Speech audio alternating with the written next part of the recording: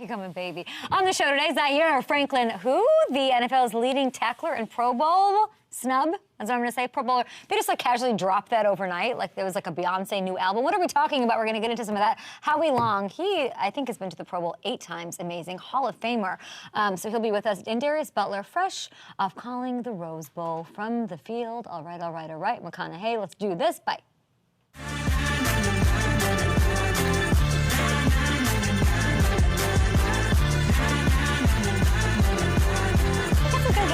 We're going to have some Pro Bowl-y stuff here in a bit. We do bring you a convo that I had with Zaire Franklin.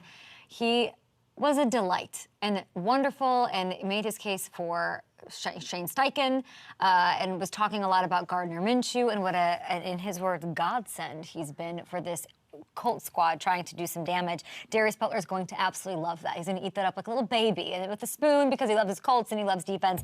And we're a defensive show, guys. We've got Howie Long on the program. We're also doing bonus bet giveaways on YouTube. Subscribe for over 40,000 subscribers, which makes me so happy and grateful on this Thursday. It's a wild Thursday. I'm feeling a lot of different feelings today, so it's going to be a wild ride. And we're going to start in Miami today, where the Dolphins are coming off a loss to the Ravens. They're feeling a lot of different feelings down there. Mike McDaniel said yesterday his guys are amped up to get back out there and do their thing to play for the division title in the AFC East against the Bills. But there's still concern about some injuries going on. Bradley Chubb, I don't want to get into it. He's out, of course. Jalen Waddle, Raheem Mostert. They didn't practice again yesterday. Tyreek's dealing with an ankle, and they had a scary fire situation where there's a fire and everyone's focusing on his boot. What priorities, people. What a world. While those guys are banged up, it's important to point out that Tua did practice in full, despite the quad and despite, I think, a bit of a banged-up shoulder that he has. It's a great sign that he'll have no problem starting his 17th game of the season against Buffalo this weekend. Attaboy, attababy, staying healthy. Mike McDaniel was asked about the importance of Tua starting all 17 games after the, I don't know, remember that, remember the he can't stay healthy, sort of like a label maker print, peel off and put right there on Tua? Ow, that was always attached to him. As always, Coach had a very thoughtful answer. I gravitate to the human experience of each individual player, and I can relate to you can't, and, I think there's a way that I think he's understood in a much better manner. Like, you don't need to be mad at any sort of narrative. I'm not mad at, you have to understand it, and you have to understand that you're not, should you be entitled for this, that, or the other? Fact of the matter is, he hadn't stayed healthy for a whole season. So what he did was he tried to take control of everything that he could control. I've said this a lot. There's no greater coach in the NFL at dealing with narratives, anticipating narratives, and dispelling them, just like the managing of them, than that guy right there. That is a leader. That is a great manager of people. We've all seen good ones in our lives. We've all seen bad ones. We know how it works. Workflow creates championships, and the narratives have been one of the important buckets that a lot of coaches would come in and ignore. Let's just ball out. He understands, even this just generationally, all of it, and I love that answer. And sure, it was directly about Tua, but it is a larger message for the team, a team that has dealt with that bucket of narratives maybe more than anybody else, and more than once this year. You're not entitled to anything in this league, okay? You have to go out, you got to earn it. Tua has worked his ass off to do it. I think it's one of those things where, I don't know, I think McDaniel looks at these narratives and he's crossing them out. And he's like, this is how I want to attack this one. And it happened from the jump, from the day he got there, when I saw him really being so thoughtful about wanting to get the confidence of his quarterback Tua up. And this team has shot down a ton of narratives this season, and you love to see it. And Sunday night's going to be the next one to check off that list, a bounce back from a loss to those Ravens. All right, let's get into it. What is going on in Philly? It's been every week where what is going on in Philly? So A.J. Brown delivers this ominous tweet Tuesday night, and then he had to talk to the media yesterday. So this came after he was clearly frustrated on Sunday. He declined to speak to reporters after the game. Here's what he had to say. Like for the Seattle game, that was on us. Like we messed that up. We improvised and we went on our own. And Nick came out and said, "Oh, I wanted to try to get a flag or something crazy like that." Like he really made himself look like a fool for us. I have nothing but respect for him. Like, you know what I'm saying? Because not all coaches do that. You know what I'm saying? So like, bro, we ride with Nick. We ride with Brian. We just got to come out. We just got to play ball. That's all it is. It's either one person messing up or something like that. And I'm not saying that somebody just trying to mess up, but it happened. We human. You know what I'm saying? So like, but like I said, there's highs and lows, and you see the glimpses. So that's why I'm like, but we right there. We right there. Despite everything, despite everybody saying this or saying that, like we right there.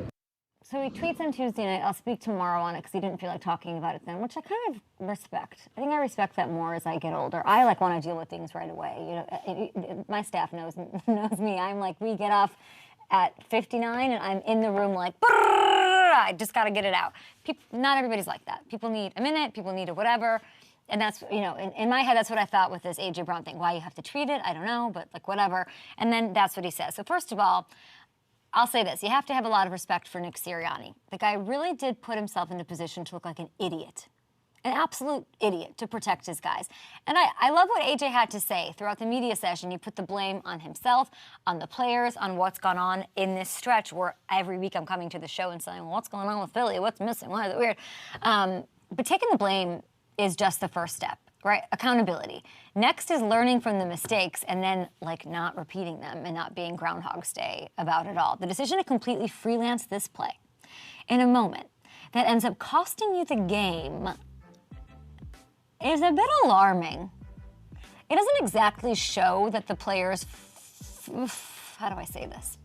It doesn't show that the players fully maybe are bought in to what the coaching staff is selling if they're not, I mean, we're just connecting dots. If you're not running the plays that are called, there's a moment, maybe they see something, there's always that. I'm thinking about it in my world of a show.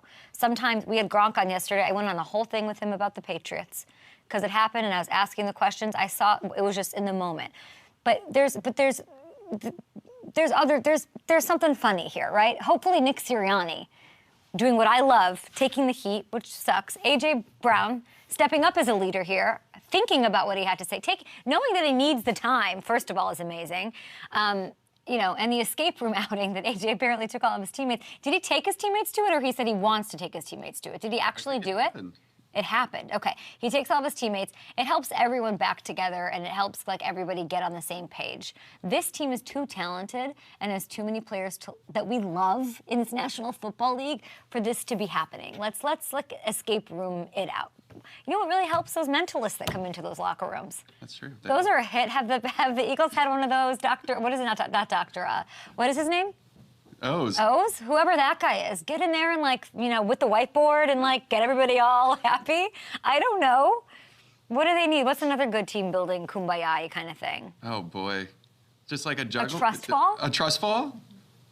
Therapist? Yeah. A what? David Blaine. They need to do like a team roast. Just roast each other. They get up there. A team roast. I don't know. See, you think that would bring people together? It does. Think about our staff. Think about how our staff that would work. You think that would work really well on our staff? It would go there. It would go there. Oh my gosh, they're saying John Darambos, the magician, the guy who won, what is it, whatever the talent show was, America's Got Talent. Wow, Richard, you really know those things very well off the top of your head. John Darambos, he had a whole thing going on. You just wouldn't think it would be necessary with this.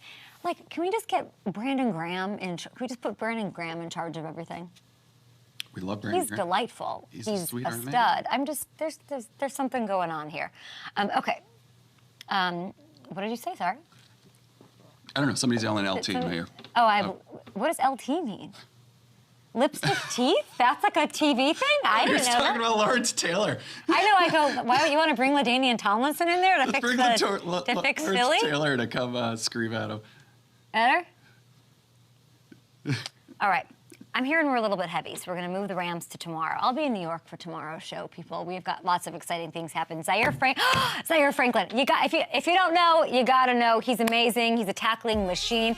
Which running back Does he like to tackle the most? He tells us next. Aloe, sponsored by Aloe. T. Did you hear this? Lipstick teeth. LT. I would just say, yo, you got lipstick on your teeth. You got spinach in yo. Just tell me I got a booger in my nose. That's fine. Yeah. Okay, great. Are we cool to save the? We can do the Rams tomorrow. Yeah.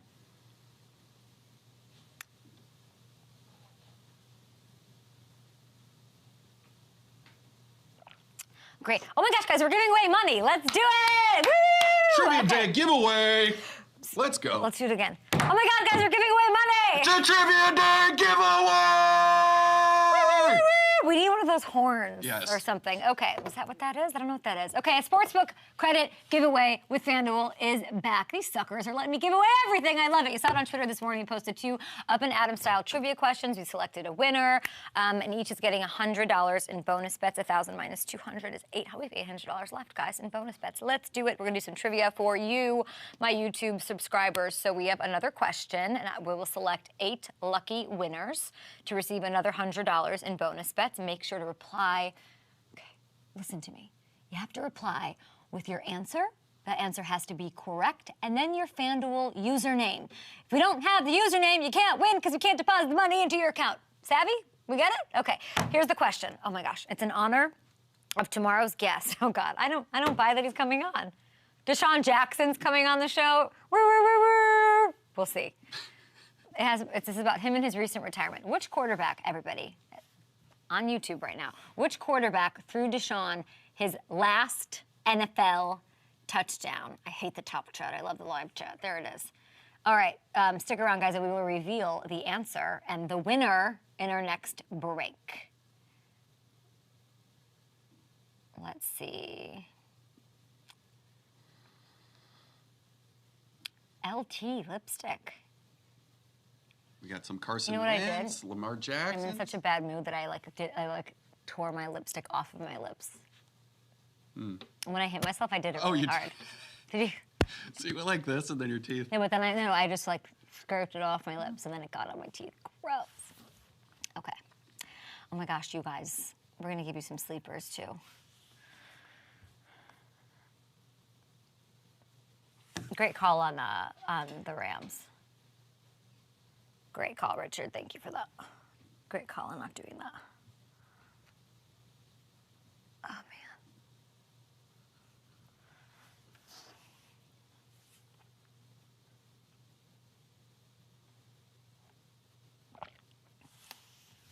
I don't know what the answer is. Hamilton's going to come on and tell y'all.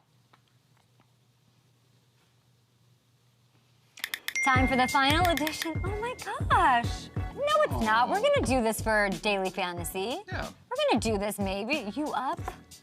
Send. Wow, this is kind of sad.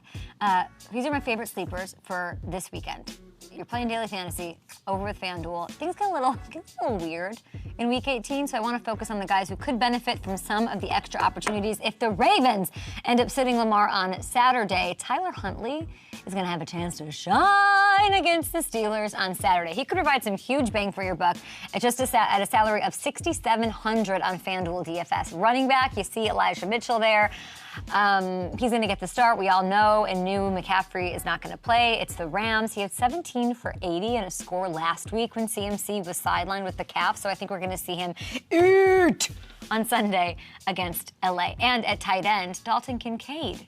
Okay? We haven't said that name in a long time here on the show. The production went down because Dawson Knox came back, but he did show signs of a breakout last week against New England with 4 for 87 on 7 targets. So this Dolphins defense has some issues with the tight end spot. I think we see him have a day. And there's my sleepers, guys, to play over at FanDuel DFS. My next guest, a Walter Payton Man of the Year nominee, a tackling machine with a great laugh, Colts linebacker Zaire Franklin. I caught up with him about Saturday's win and in matchup, a very different place than they were Week 18 last year. Listen, I'm from Chicago. I know those Midwest vibes. How's the weather right now? It's cold. It's cold, and they're saying we're outside today. So God bless. Definitely be bundled up, ski mask maybe. Why are we going out? Shane Steichen, let's relax. Hard nose, just me. Gotta stay. If I were to ask you to describe Shane Steichen, rawr, was that what I just heard? No. If I had to describe Shane, it'd probably be just competitive. I mean, he's just always on it. He always trying to compete, whether he's trying to shoot hoops after practice or after meetings or, offense versus defense. I'm trash talking him the same way talking to our teammates and stuff like that. He takes that stuff personally. He'll get going the same way I get going. So he probably just competitive. That's really the best way I could describe him. Zaire, what does trash talking Shane Steichen sound like? Give me a little something. Oh, so we have compete periods, in practice, and we've had them since he's been here, even throughout training camp. Good on good, whether it's 2-minute or red zone, and it's been a couple times we'll start off 2-minute with an interception. Oh, and then in a 5-minute period only lasted 20 seconds. And then I got to let him know that like we would I basically let him know that, look, y'all was supposed to make us better today, and now to get the whole period's over. So then he gets mad. He's like, no, what's up? Run it back. And I'm like, all right, let's do it then. And then he starts calling a bunch of crazy plays and they score. So that's usually how it goes. Why is he coach of the year? Man, I mean, honestly, just the situation that we came from last year, just all the turmoil that we had, and for him to just be able to come in and right the ship, to be honest with you, all the adversity that we went through this year, from losing Anthony early, obviously JT coming in a little later as well. Injuries, off the field stuff. It hasn't been an easy year for him. And, I think he's just done a fantastic job of just keeping everybody on task, keeping the ball rolling. And just, we look, before the season, I saw it. Everybody had us winning 3 games. Everybody had us winning 4 games.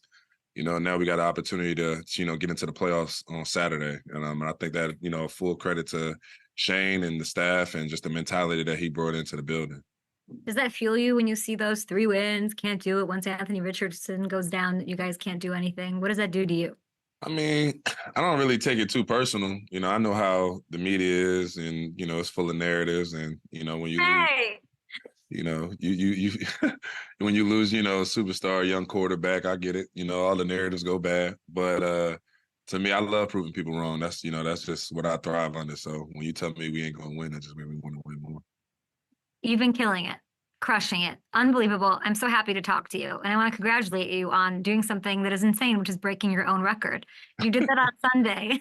The most tackles in a single season as a Colt, 170 and counting with 1 more game to go. How does that feel?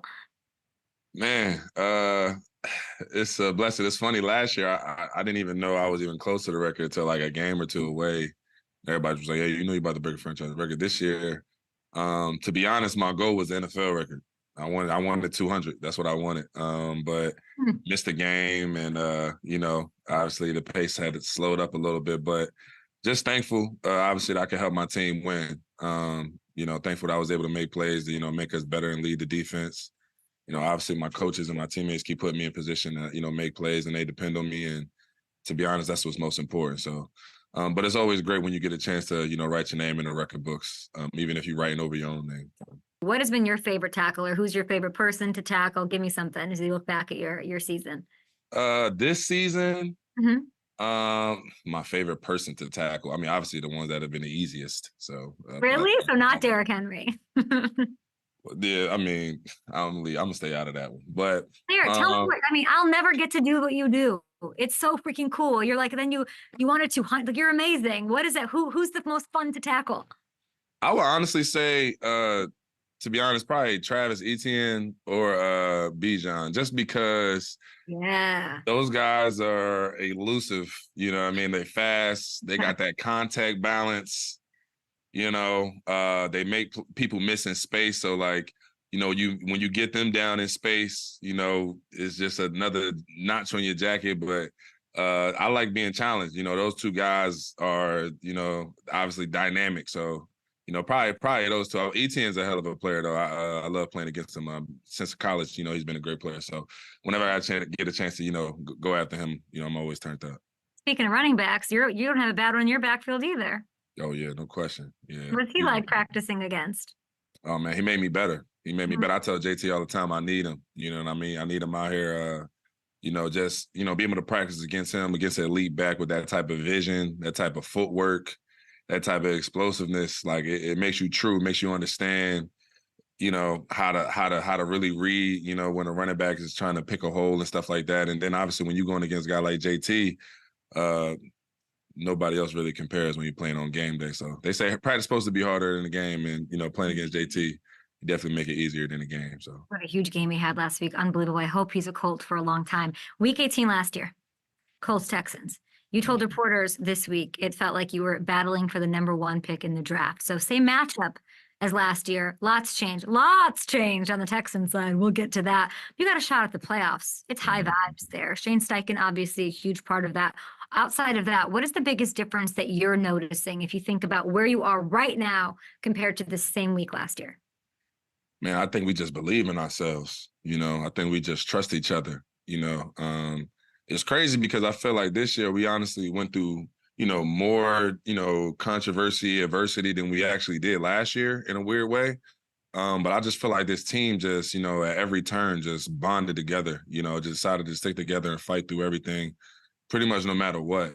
And, I feel like it's just exciting. We in this, in this moment, you just got to embrace it. Obviously we got a good opponent coming in with CJ and all those boys. But at the end of the day, it's playoff football, early at the top of the year, at home in Lucas Oil, know the fans are going to be turned up, prime time. Look, these are the moments you live for. These are the type of games you when you playing on Madden, you make it prime time at night just because, so, you know what I mean? So Zaire, that's amazing. Gosh, that's so amazing. I want to know about your quarterback. I've heard Gardner described as a lot of things, right? Sort of like unique, personality, whatever. I've never heard him described as a godsend until you said Oh, man. You said that. What do you mean?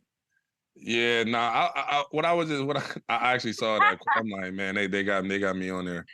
What I would say is honestly, like, as you look at throughout the league, you just see so many of these starting QBs going down. You know what I mean? It's an unfortunate part of the game this year. So many great players just been missing so many chunks of the season. And a lot of times you've seen these teams, lose their guy and basically the whole season just falls by the wayside. Having a guy like Gardner on our team, just not only be able to pick up the slack, but to continue to help us lead us to victories and to put us in a position to, to get into the playoffs is just no shorter than just the work that he puts in and the type of player that he is and the type of leader he is. And, I'm just thankful that he's on our side, What's he made of? Like, tell me something about Gardner Minshew. Listen, he won't do an interview. He's very you'd think I thought he'd be like all over interviews. He's not, that's not his vibe right now. Yeah, he's mellow. I mean, he's like a LA boy with all the flow in there. He like the old LA though. Like, what do you have against LA, Franklin? You say I don't have anything against LA. I like LA. LA cool. It's not for me. I'm a Philly boy though. You know what I mean? So I'm East Coast vibes. I guess they say we not as nice. That's what they say. Oh, well, maybe you'll take on Philly in the Super Bowl if y'all keep going the way you're going and tackling the way you're tackling. How do you think this game's going to go this week? What are you focusing on? I think first and foremost, we got to do a good job of stopping the run. Obviously they, Singletary is their lead guy now, elite footwork, and he's got that burst as well. So definitely got to stop him, make CJ uncomfortable. And at the end of the day, I know, they have a talented team and they got playmakers on their side and we got playmakers on our side. It's going to come down to the fourth quarter. It's going to come down to somebody having to make a play. Somebody going to have to step up. And I'm looking forward to being that one. Love talking to him. Big game, winning in, despite leading the league, guys. Leading the league with 170 tackles in 16 games this season. Zaire somehow not selected to the Pro Bowl yesterday. Nothing taken away from Roquan Smith, who's an insane piece. We love him. Patrick Queen, they deserve to be there. I would just like to say that at this point, I think the system's a little broken. Each conference only gets 2 off-ball linebackers, while every other position has plenty of depth to it. So I think this is something, and I know that Howie Long is listening to this, and I don't know if he agrees with me, but maybe we look at this a little bit, because guys like Zaire continue to get hosed in the process. Let's give the same love to this than we do other positions. Okay, you heard me say Howie Long. He will be here after the break. We have Darius Butler on the show. We're going to talk a little defense. We're going to talk, I don't know, maybe a little Devontae Adams. Woo! After this.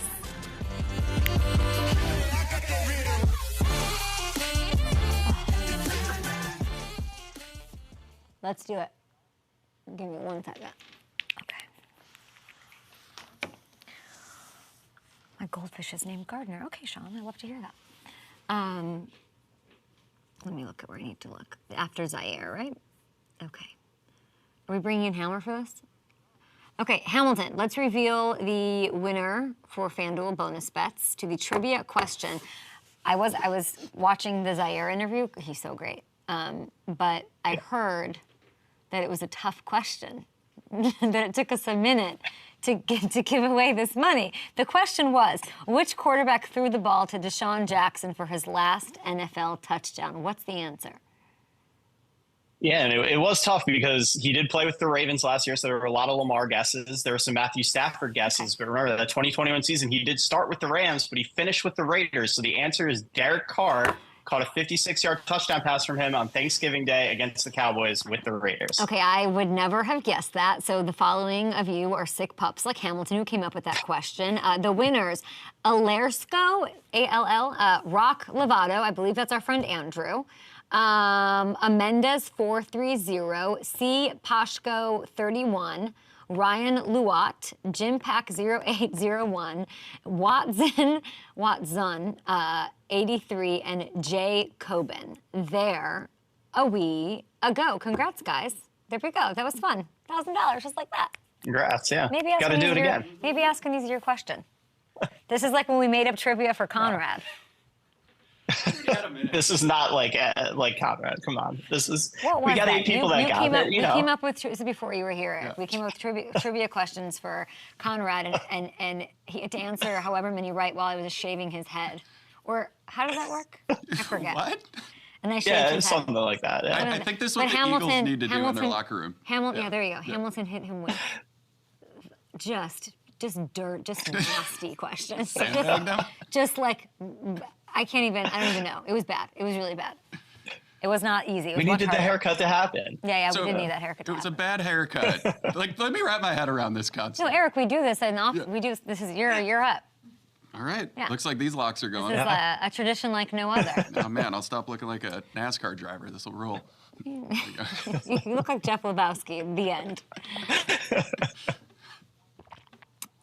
Okay, let's do this. Guys, we got Howie Long on the show, Darius Butler. Let's get defensive.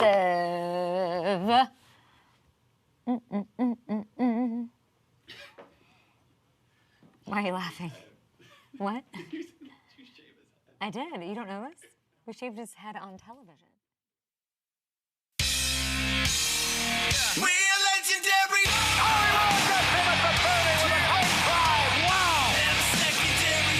We're legendary. Howie Long. We're legendary. All-time Raider, great legend in the NFL, Super Bowl champion, and I still want to go to Bonnaroo with him and his whole family. The Emmy-winning Fox NFL Sunday analyst is here again, Mr. Howie Long. First of all, Happy New Year. Secondly, happy soon-to-be birthday this weekend. Thank you. What are some of the gifts that your family gets the great Howie Long?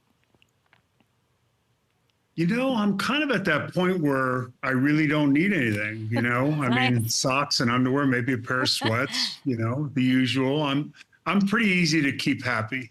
It's such a dad and grandpa answer. I love it. Socks, underwear, that's just what happens. No, we've gone past my wife and I have been together since sophomore year at Villanova, so you're looking at 45 years, total.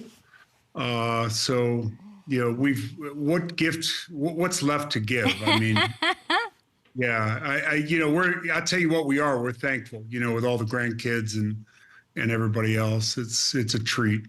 Real treat. I think that's the key. I think that's the key to a long marriage like that, being thankful. I was about to ask you what the key is, and you said it before I could get there, Howie. Back in the day, let's stop all this cuteness here. Let's talk about some smack talk. How would you have rated your trash talk while playing? When I played, Yeah. oh no, I tell you what, the guys that talk the most were usually the smaller guys because they're in better shape. And you have to remember that when I played, I'm not doing Clint Eastwood and Gran Torino, get off my lawn right now. But I never came out of the game, so you were tired, and extracurricular banter was not. It was only when specifically necessary, when somebody did something, that was, I thought, cheap or dirty. You saved your moments for that. Otherwise, you were conserving as much energy as you could for the next snap. That is an elite answer. That is an elite answer from a Hall of Fame. I was too tired. I was playing. You kids these days, running your mouths, tweeting your tweets. Well, it's when you're playing 35, 40 snaps a game versus 75, 80, you can run your trap a little bit. I love that it's the smaller guys. Well, take a listen to this. This is Gardner Minshew, who's done an incredible job. They win, they're in, this Colts team. Here's him on Max Crosby, a big boy's in-game talk.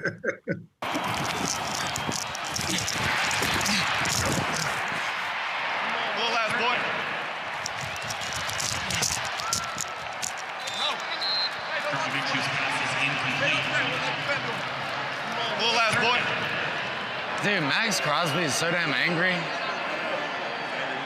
Bro, he just... Like, the thing is, he's not really that angry. I know, right? He keeps calling everybody little ass boy. Hey, little ass boy. Right. I'm like, I'm little out here, but not always, I love the rationale, that's going on in his head. He's kind of making it okay that Max called him little ass boy. Max is great. Max is one of those guys He's that angry. Yeah. And I think, it's not a relationship driven sport necessarily. And that's the kind of number one guy that is in Mac's sights at quarterback. So, and obviously he's an interesting guy. He's an interesting quarterback. A lot of fun to watch, and he's been great for the Colts. He's been great for the Colts after losing Anthony Richardson. We'll see if they can change their luck this time up against the Texans to wrap up the season. Now, we're talking about Max Crosby. We've talked before about the Raiders, their coaching situation, Antonio Pierce, everything he's done. Here's what Devontae Adams had to say about Pierce just yesterday. Yeah, I mean, it's obviously who I wanted. That's my vote, and I've been vocal about that, and that's basically how the whole locker room feels, and with good reason. I mean, he's come in and done a great job, and he's continued to win us over. It's not just the comfortable thing. I think having AP here will be it'll be good for this organization. He kind of embodies what it means to be a Raider, and that mentality, that swag, and all the things that he endorses is the things that I believe in. So it's easy for a guy like me, especially having dealt with him a little bit this year now and gotten to know him and see his evolution, in front of the team, and all those things, all the different fields of being a head coach. So definitely rooting for him. Howie, you told me in November, time will tell whether he's the guy. What do you think now? Well, my position is kind of somewhat. I have to walk gingerly because I'm a Raider. I'm part of the history of the team, and certainly I'm invested in them doing well. And the Rich Bisaccia thing a couple of years ago, and listen, in the moment, it's hard to kind of make that kind of a decision. Who do you pick, to lead the football team? Do you go to hit the home run? And, Rich Bisaccia was a guy that I think had captured the minds and hearts of the locker room. And, that guy in the front of the room he has to be able to get the attention of a very diverse group of people. And I think players see right through it when it's not genuine. And I think Rich had that. And, Mark, I don't blame Mark for trying to hit a home run, but I think I'm hopeful that experience will at least give Mark reason to pause and and understand and grasp. And I know Mark has a pretty good idea of what the locker room's like because he's around. And I think it's obvious that Antonio is someone that has captured the hearts and minds of the players in that locker room. And that's half the battle. You know, the X's and O's are a big part of football, but the guy that leads them, the guy that gets up in front of the room, that sets the agenda, the guy that holds people accountable. And Antonio has certainly been that guy, and I'm a big fan of his. I think you walked that perfectly. I've never heard Howie Long walking gingerly about anything, but we accomplished it here on the show. You have to understand that, you know, I try to be respectful of decisions that people have to make in an organization that I spent my entire career with and that I'm very passionate about. And one that's really unique, and you're really good at driving that home. This is a different locker room. It's just a different history. It's a different animal. That's what it is.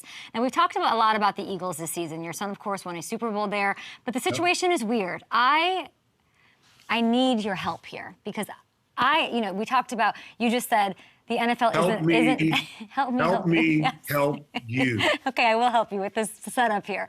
You said the NFL isn't really about relationships, which is, true enough. I know what you were saying, but it is about trust. Trust needs to be a thing between players and their coaches and all of that. This Philly thing is weird. A.J. Brown took it on himself. He broke his silence to the media since Christmas Day about the controversial last play call versus Seattle. He said that Eagles players went rogue. They ad-libbed, they improvised on the final play, resulting in Jalen Hurts throwing a pick.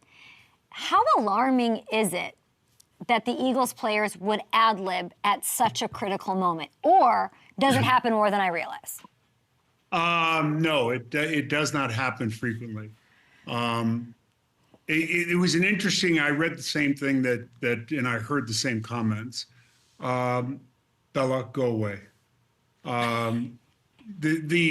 I think I was puzzled by Jalen's comments after the game. Jalen, who always says the right thing, he's probably as poised a young guy as you could find at quarterback, and he's mature. He's obviously a coach's son. He understands what it means to be that guy. And I remember he made the comment that everyone is not committed. And my head went sideways when I heard him say that. And then he realized what he had said and tried to kind of bring it back. And that kind of makes sense of that comment, hearing, the subsequent comments by A.J. Brown. Listen, what's different in that team? It's essentially the same group.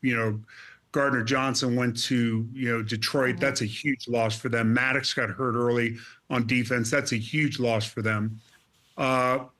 They're not running the football the way they did last year. Part of that is physical. Part of that is play calling. And I think that wears people down. I think they lost when they lost Shane Steichen and they lost Jonathan Gannon and more Shane Steichen. But listen, Jonathan Gannon, who's now coaching the Arizona Cardinals, ran for over 200. His team ran for over 200 yards on the Eagles last week. When you allow 200 yards on the ground, you forget about leaving the house and even going to 7-Eleven. You just don't go out. I mean, it's, and the one thing that I'm hopeful of is that group will, and I try to put myself in their shoes. You want to regroup. You can't get back on the field quick enough to redeem yourself physically because, we can talk about system, we can talk about scheme, we can talk about run game, routes, we can talk about coverages, all that, the two coordinators. At the end of the day, when you go up over 200 yards rushing, that's about as bad as it gets. And I think them getting Maddox back helped a lot last week. It was good to see him back. And the good news is they're in. And unlike basketball, baseball, and hockey, it's not best of 5. It's not best of 7. It's single game elimination. You can get it together. This team has the talent. Jalen looks as healthy as I think I've seen him in weeks, if not for the entire season. And that's a positive for sure. And I think them getting back to running the football and trying to keep their defense off the field a bit while that secondary tries to figure some things out. But getting Maddox back helps a lot. And I think the defensive front and the offensive line are the two groups that have to really dictate where this team goes.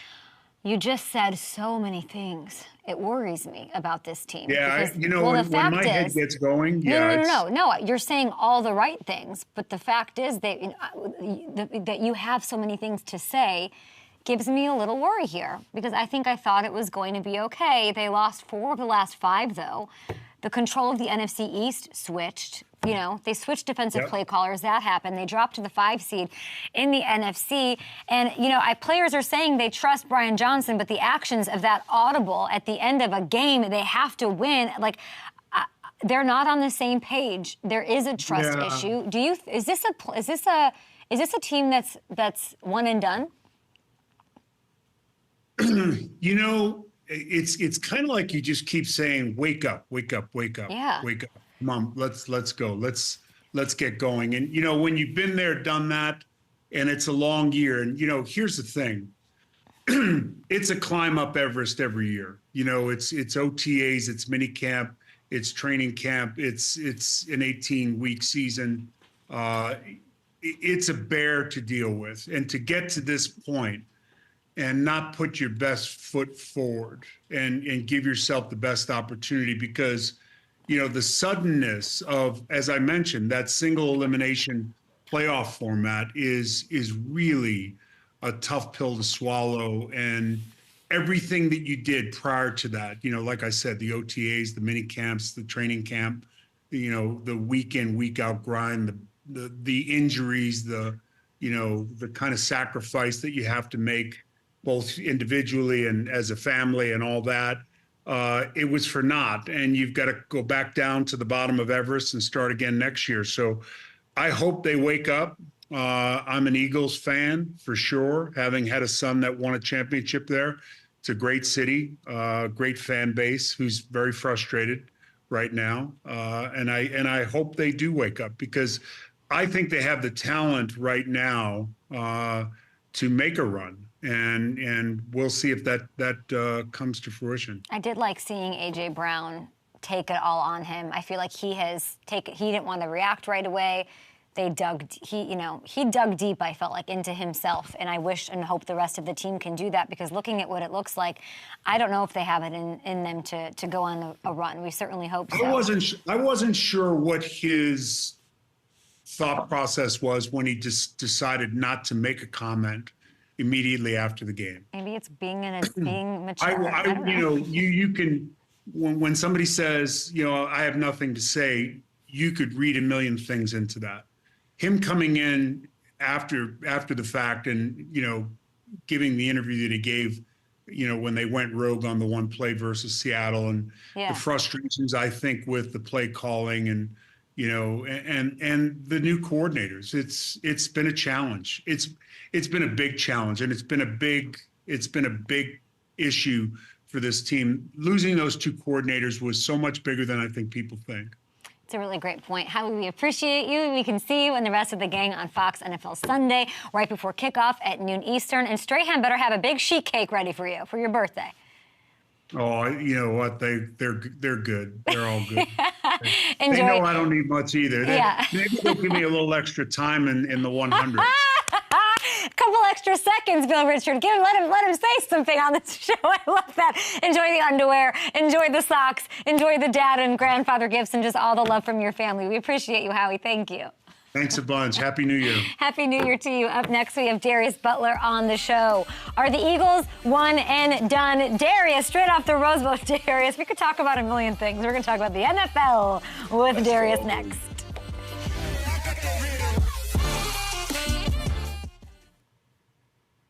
Ah, man. Yeah. Amber, I was just texting you because he wasn't saying it was on Brian, but he was, because he said play calling, and then I was like, do I want to dig into that more? about Brian because, I mean, he said, "What are the differences?" Like those are the differences. But what is it? Is it like a known? Is it like a what does that do to Sirianni's? Like what do we?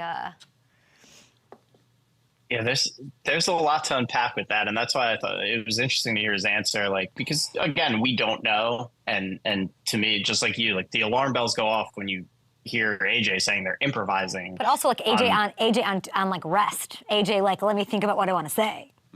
Yeah, and so to hear Howie say like, no, that isn't typical, to kind of confirm that. It does show that there's, I think, a little bit of a lack of trust in Brian Johnson. But you do also, it's been a few weeks since then. And AJ, again, as you said, like he said over and over again, like, I trust Brian Johnson. I trust Sirianni. I trust this coaching staff. So maybe that was kind of the rock bottom, and they've been building back up from here. I mean, that's what you have to hope for if you're an Eagles fan, I think. What do you make of what he was saying about the run?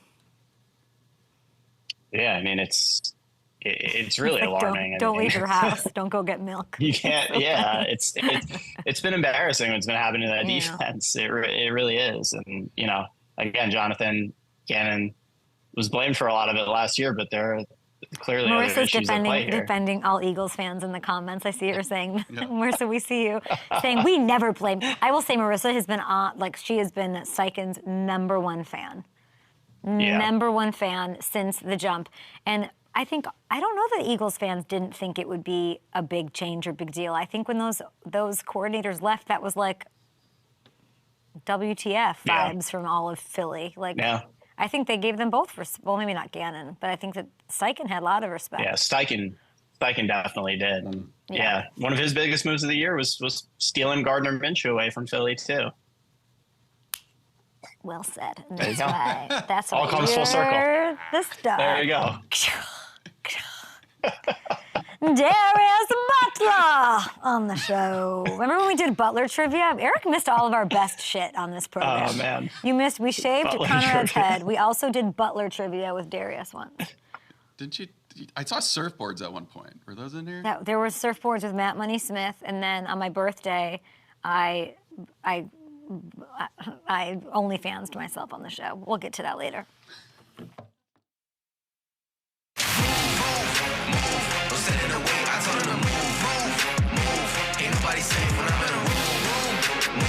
Somebody stop me, I'm on the groove. Move, stop me, I got it dropping. I got choose.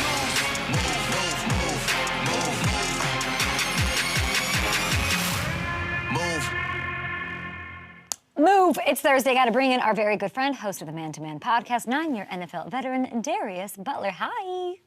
Good morning, Kay. Good morning. I heard you talking a little bit off camera. So bringing back some good memories. Some great memories between you and I. I hope I see you at Super Bowl, yeah?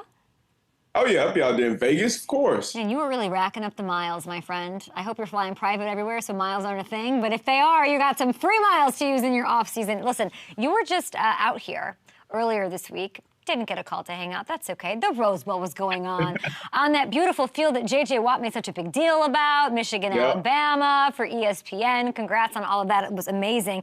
Did you find any clues about where our guy Jim Harbaugh might be headed next? Any thoughts? No, Jim Harbaugh, he's been locked in. Obviously, he hired the agent, Don Yee, who has, a bunch of NFL ties. I'm sure he's just locked in this game, got a chance to win a national championship. Obviously, what the narrative has been with Michigan and him. Obviously, all year long, a bunch of distractions. Are they cheating? Are they stealing signals? The hamburger, the suspension.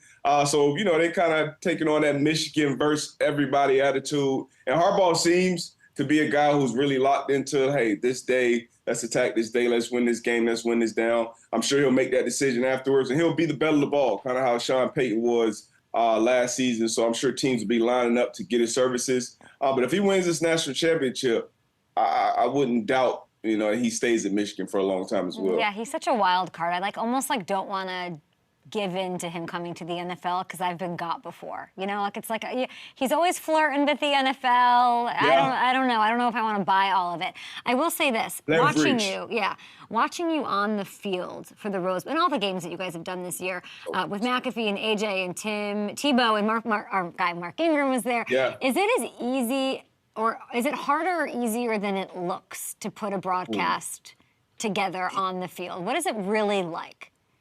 I mean, first of all, it's fun. You know, we just remind ourselves, you know, probably 1,000 times from even before kickoff, just how lucky we are to be in that position, to be doing that. You know, one of the biggest games in the Rose Bowl, like that's the granddaddy of them all. And it was just crazy being in there, being in that venue. Obviously, the teams, the two most winningest programs in college football history, Michigan and Alabama. So you just remind yourself, number one, how lucky you are. And then number two, like, you know, we're just fans, and obviously we all have experience in different, you know, different things when it comes to football. So just trying to give the viewers, trying to have a good time with them. Also just trying to stay out of the way of the game as much as possible, be entertained at the same time. It's a lot easier, obviously, with Pat steering the ship than it would be, you know, if you're out there with some other guys. But it's interesting, the games, and obviously you won a great game. You know, the game went to overtime.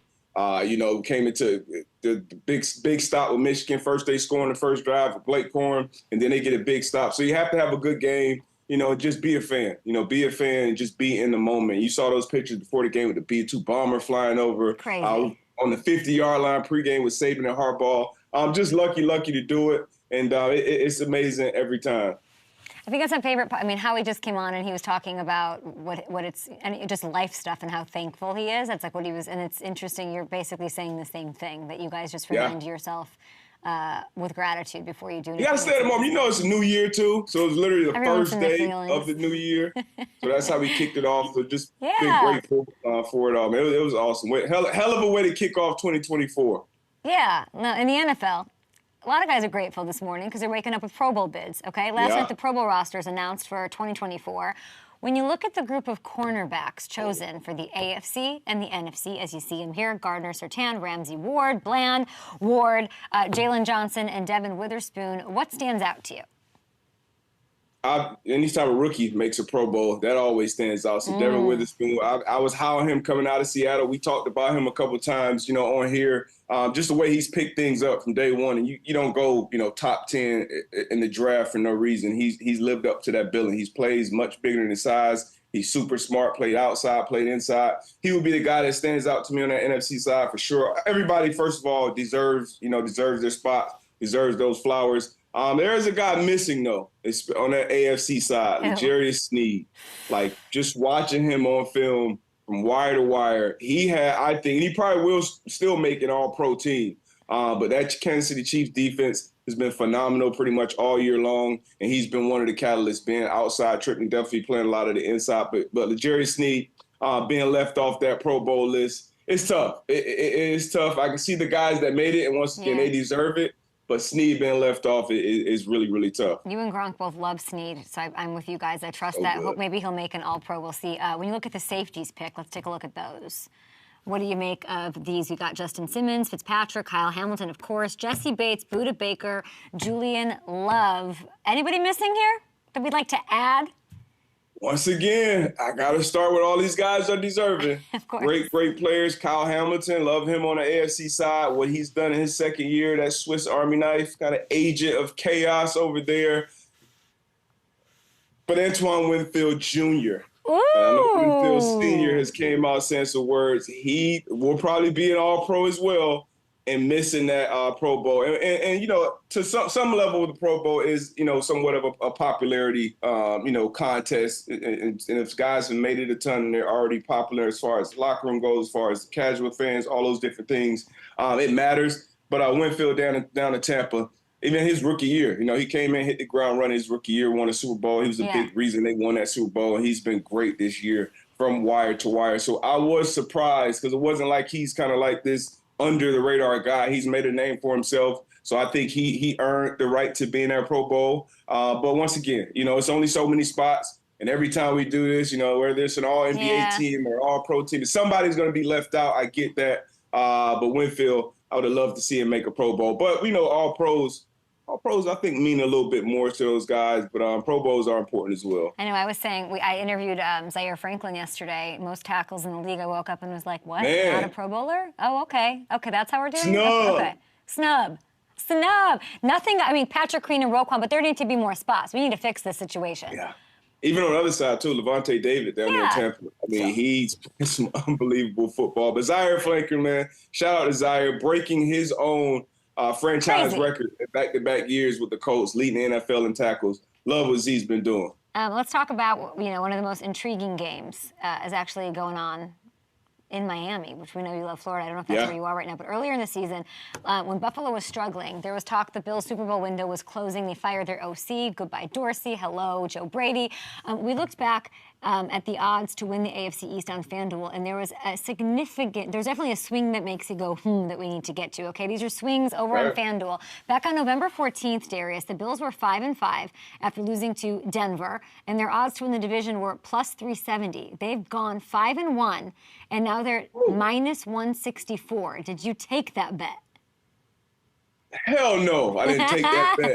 I didn't take that. I'm a Dolphin fan at heart. But they've been playing some great football. I heard you kind of talk about it with Howie before I got on as far as, losing the coordinator. And obviously, we got Shane Steichen down in Indy. He's, probably one of the favorites to be coach of the year. That's a big deal. And if you look around the entire NFL, I believe it's only 2 guys who've had the same offensive coordinator play caller in their ear for 3 seasons. That's Matt Stafford and Joe Burrow. Everyone else has had some type of change. And I think that's why you're seeing some drop in quarterback play around the league. You see Jalen Hurts struggling with that. So it's tough. But Buffalo Bills, since Joe Brady's taken over, James Cook has been much more involved. And on the flip side, that defense has played very, very good as well. The pass rush, Rasul Douglas since coming over, he had 2 interceptions last week, 1 pick 6. So it's been a real team effort. I think down the stretch, you're going to have to obviously depend on Josh Allen to be amazing more. You're going to have to see Stephon Diggs get his production up as well. Yeah. So some things will have to come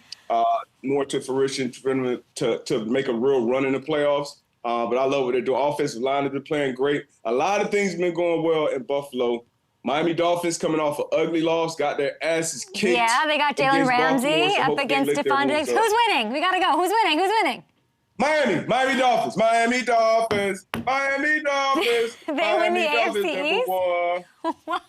You just said all these things about the Bills, only to say, okay, great. Jalen's going to lock up Diggs, and we're all going to go home. We love you, Darius. Happy New Year. We'll see you soon. Bye.